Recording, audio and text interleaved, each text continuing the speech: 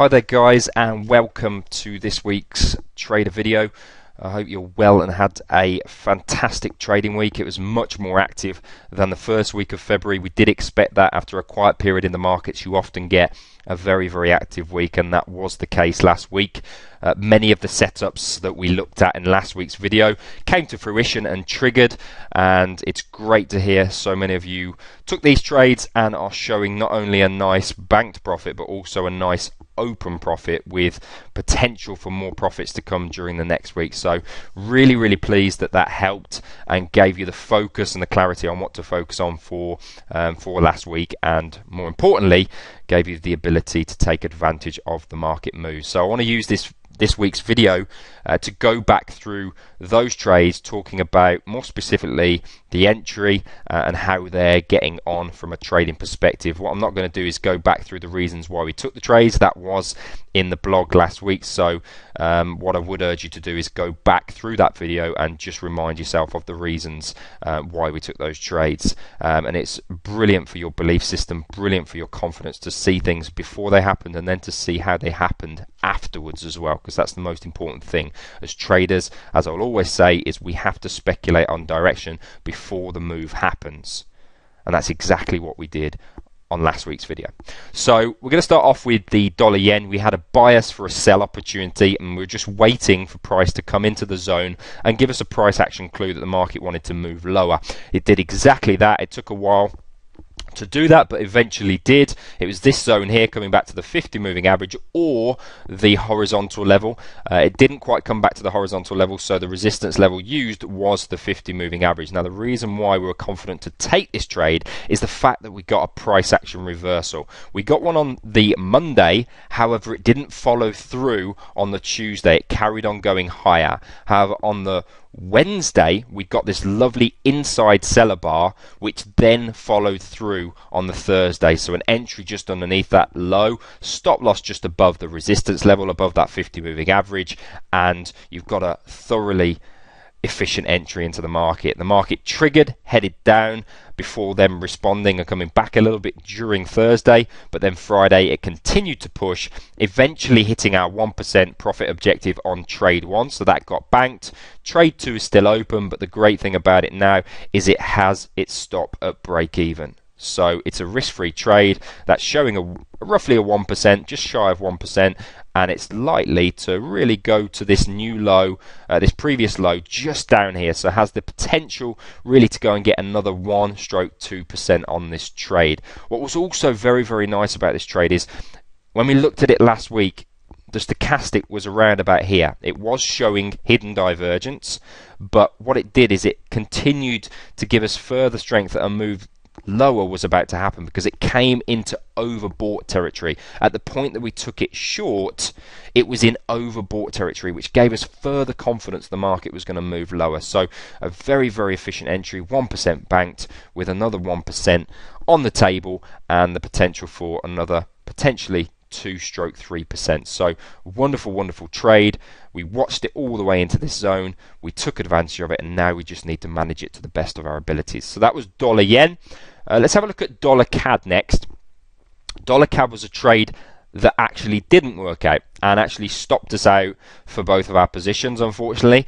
However, I look back at this trade and there was ample reason to take it, so there's no issues with that. We know we're going to get some losing trades as part of our bigger picture. So let's have a look at it. So we looked at this trade in terms of very strong uptrend, lovely healthy retracement, price coming back into oversold territory and also showing some hidden divergence. The trigger point for me was this bar on Monday, which was the bullish inside bar.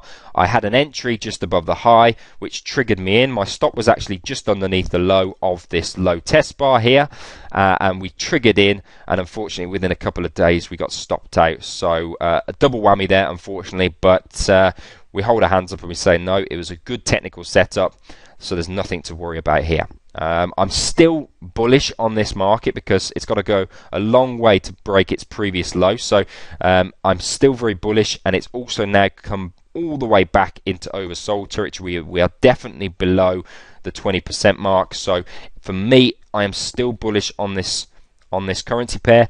If I get a setup, I will still continue to look to trade it because I believe it will have another phase one to the upside. But that was a trade last week that didn't quite work out. That's going to happen. We hold our hands up and we move on, and we look for a next best opportunity. Aussie dollar was one that we looked at for a potential short if it broke this key resistance stroke support just here. We're expecting it to bounce off this resistance level here. It hasn't. It didn't come down low enough for an entry to take this move lower. It's actually broken resistance, so it's got a little bit wishy-washy, so I'm leaving the Aussie dollar alone. There wasn't a trigger to get into this trade. It's one that we just had to let pass. Can't see anything going on with the Aussie dollar at the minute, so I'll just leave this one be. It seems to be the similar case on the Kiwi dollar. Euro GBP. This is the currency pair of all currency pairs because it is so technical. It is just phenomenal. It's a well-behaved school child. It really is fantastic. It does exactly what you expect it to do based on your technical analysis. Now, we looked at it last week as it was popping back up into this resistance level here. So this resistance level here, where we saw a beautiful reaction in December and a beautiful reaction just at the back end of October. Now, I was expecting it to push a little bit higher to go into this resistance level, but it didn't. And what made us want to trade this is the price action. The price action being the most up-to-date indication of the future. We got a double inside bar, which is a very rare pattern, but one that is very, very powerful for a reversal. So we had this big, huge high test bar, which came within 4 or 5 points of this resistance level. Didn't quite hit, but 4 or 5 pips, so close enough. And then, most importantly, we got this key reversal where we got the high test bar followed by a double inside bar. So let's just zoom into that area there.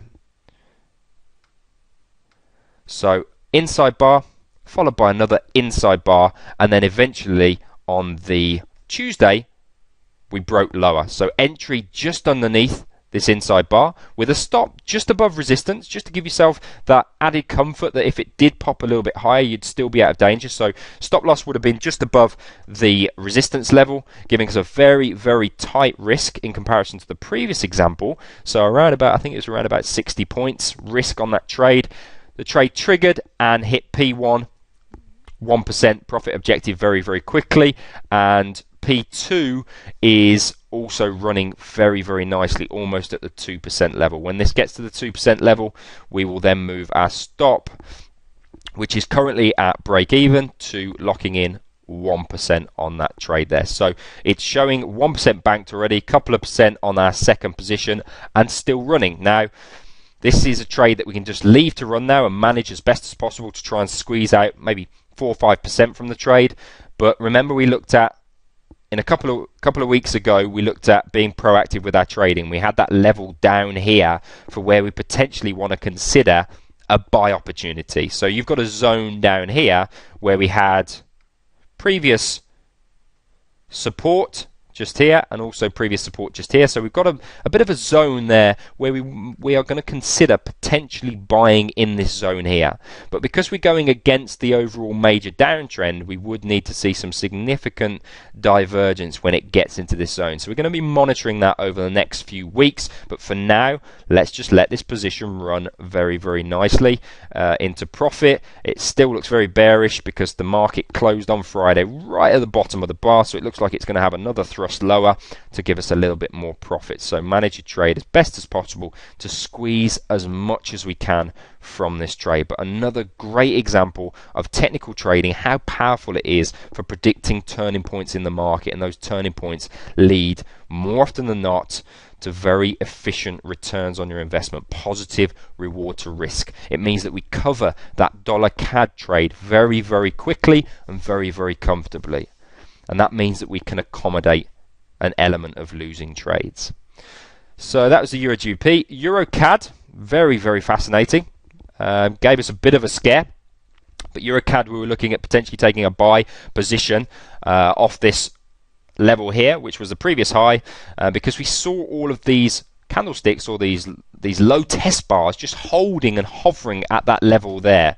We also had some lovely hidden divergence, so there were signs that buyers wanted to move back into the market. Last week we got this lovely low test bar, so on the Monday we broke a little bit higher with an entry just above that high test bar with a stop just underneath it. Now the market did come down during the week, so it triggered us in, gave us a scare, but didn't hit our stop loss because we always include spread, 5 points and the spread into our stop loss, so it is well tucked underneath this low here, didn't get stopped out, and it's actually held that level even more.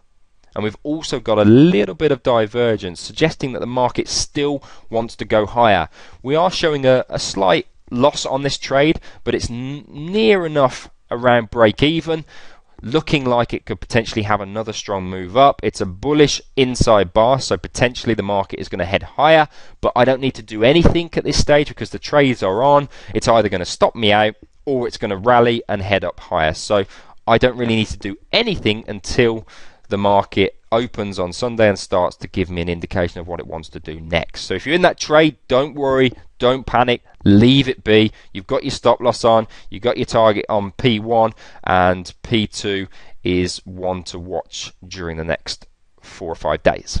Okay, so that's still a very, very good trade, one that's just hovered about a little bit, but that's showing good buyer support. Pound yen was a trade that we were looking to potentially trade short off this horizontal level here and 50 moving average. It's just burst through that level, so is no longer of any interest to me. It's broken that level. It's not showing me any price action clue that it wants to move lower. So just as much as price action clues when they trigger are fantastic because they confirm a move, when they don't do as you expect, they keep you out the trade, and that's really, really important. Being in a trade that's triggered is massively important because that gives us our profits, but not being in a bad trade is also an important element to your profits because we don't want to be in a trade that has given us no clue whatsoever. So we can leave that one be. That for me is gone now. I've got no real area where I want to see me taking a trade long or short. So we can leave pound yen alone.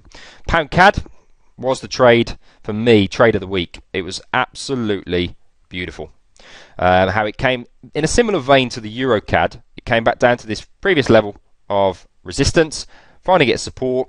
It also came to this trend line. It also came back to the oversold territory on the stochastic, so giving us that hidden divergence, and then we got these lovely bullish indications in the price action. Low test, low test, low test, low test, and eventually we broke higher at the start of the week. It triggered us in.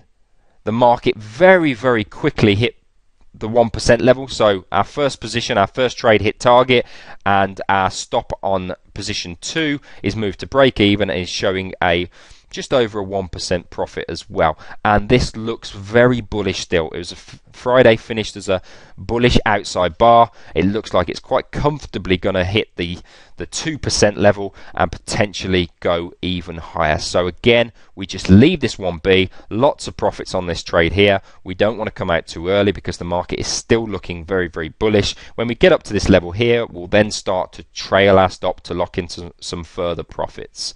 So again, a marvelous trade. We looked at this last week before the market happened. All you needed to do is put your entry above the highs of those low test bars, stop underneath support, and when it triggers, just manage it to the best of your ability. And then finally, I want to finish with gold. We didn't look at gold last week. Gold is something we've been looking at for many, many months.